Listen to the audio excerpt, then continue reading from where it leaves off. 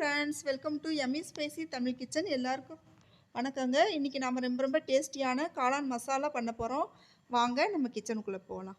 இதுக்கு கொஞ்சம் புதினா தழை பொடியாக கட் பண்ணி வச்சுருக்கேன், ஒரு பெரிய வெங்காயம் பொடியாக கட் பண்ணி வச்சுருக்கேன், ஒரு தக்காளியை பொடியாக கட் பண்ணி வச்சுருக்கேன், 10 பூண்டு பற்கள் பொடியாக கட் பண்ணி வச்சுருக்கேன், 1 ஸ்பூன் மிளகுத்தூள் எடுத்துக்கலாம், கொஞ்சம் மல்லித்தழை பொடியாக கட் பண்ணி வச்சுக்கலாம், கொஞ்சம் சின்ன இஞ்சி துண்டு பொடியாக கட் பண்ணி வச்சுக்கலாம், 2 பச்சை மிளகா பொடியாக கட் பண்ணி வச்சுக்கலாம், 1/2 ஸ்பூன் மஞ்சள் தூள், 1/2 ஸ்பூன் கரம் மசாலா தூள், 1/2 ஸ்பூன் மல்லித்தூள், 1 ஸ்பூன் மிளகாய்த்தூள். இந்த காளான் கிரேவிக்கு 1/4 கிலோ காளான் வாங்கி கழுவிட்டு கட் பண்ணி வச்சுக்கலாங்க. இந்த காளான் வந்துட்டு ரொம்ப டேஸ்டியாக இருக்கும். இந்த கிரேவி எல்லாருக்கும் ரொம்ப பிடிக்குங்க. இந்த கிரேவி கம்மன்னு மணத்தோட. இப்போ ஒரு பாத்திரத்தை அடுப்பில் வச்சுட்டு தேவையான அளவுக்கு எண்ணெய் ஊற்றிக்கலாம். எண்ணெய் காஞ்சி வந்த உடனே இலை, பட்டை, அப்புறம் சோம்பு, ஏலக்காய், கிராம்பு இதெல்லாம் போட்டு நல்லா தாளிச்சுக்கலாம். அது பொன்னிறமாக வர்றது வரைக்கும் இருக்கட்டும், அடுப்பில் இருக்கட்டும். இப்போ பூண்டு பற்களை பொடியாக கட் பண்ணி வச்சுக்கலையா, அதையும் சேர்த்து வதக்கி விட்டுக்கலாம். அதோட இந்த டைமில் இஞ்சி பொடியாக கட் பண்ணி வச்சுருக்கோம்ல, இதையும் சேர்த்து வதக்கி விட்டுக்கலாங்க. நல்லா வதங்கட்டும். இப்போ வெங்காயத்தை சேர்த்து கலந்து விட்டுக்கலாம். அதுவுமே நல்லா வதங்கட்டுங்க.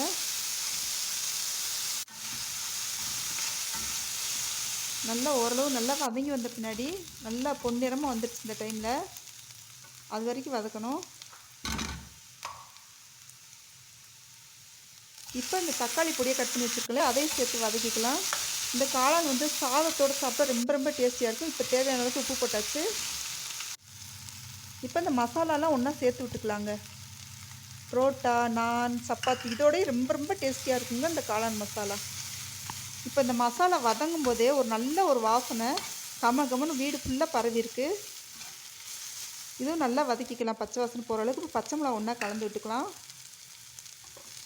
இந்த டைமில் காளானை சேர்த்துடலாங்க. சேர்த்துட்டு நல்லா கிளறி விட்டுக்கலாம். இந்த காளான் அடிக்கடி உணவில் சேர்த்துக்கிறது ரொம்ப நல்லதுங்க. குழந்தைங்களுக்கும் சரி, பெரியவங்களுக்கும் சரி. நல்லா வதக்கி விட்டாச்சு. இந்த டைமில் நம்ம மூடி போட்டு மூடி வச்சிடலாம். அதுலேருந்து ஈரப்பதம் அரிசி இப்போ கொஞ்சம் தண்ணி ஊற்றியாச்சு. இந்த டைமில் திருப்பி நம்ம மூடி வச்சுக்கலாம். இப்போ காளான் மசாலா கம்ம மணத்தோட ரெடி ஆயிடுச்சு. இந்த டைமில் மல்லித்தலை, புதினா தழை ரெண்டையுமே ஒன்றா கலந்து விட்டுக்கலாம். லாஸ்ட்டில் மிளகுத்தூள் போடணுங்க. முதலே போட்டோம்னா லைட்டாக கசப்பு சுவையாயிரும் எந்த ஒரு பொருளையுமே. அதனால் கடைசியில் மிளகுத்தூள் போட்டால் நல்லா அந்த டேஸ்ட் எடுத்து கொடுக்குங்க. இப்போ ரெடி ஆயிடுச்சுங்க ரொம்ப டேஸ்டியான காளான் மசாலா. இந்த ரெசிபி உங்களுக்கு பிடிச்சிருந்துச்சுன்னா நம்ம சேனல் இது வரைக்கும் நீங்கள் சப்ஸ்கிரைப் பண்ணலாம், சப்ஸ்கிரைப் பண்ணிக்கோங்க. பெல் ஐக்கானை கிளிக் பண்ணிக்கோங்க. ஷேர் பண்ணுங்கள், கமெண்ட் பண்ணுங்கள், லைக் பண்ணுங்கள். தேங்க்யூ.